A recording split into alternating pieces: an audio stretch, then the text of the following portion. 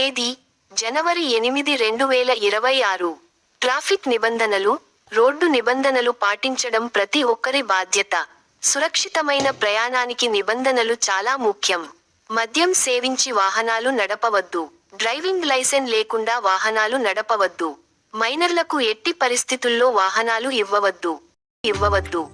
అందరూ టౌన్ లో హెల్మెట్ పెట్టుకోవాల్సిన అవసరం లేదు అని చెప్పి అంటున్నారు కదా, మరి మీరు ఎందుకు పెట్టుకున్నారు హెల్మెట్? ఎవరి సేఫ్టీ గురించి?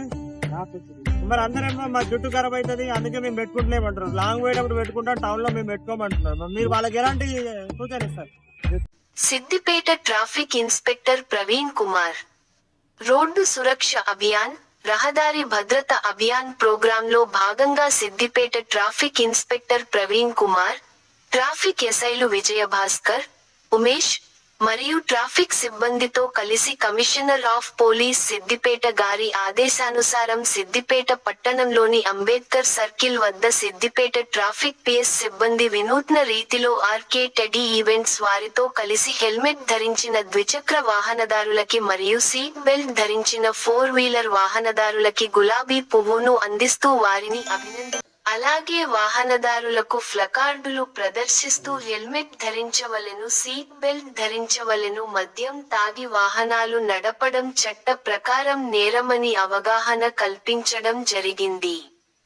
ప్రతి ఒక్కరూ రోడ్డు నిబంధనలో ట్రాఫిక్ నిబంధనలు పాటించి సురక్షితంగా వాహనాలు నడిపి గమ్యస్థానాలకు చేరుకోవాలని తెలిపారు.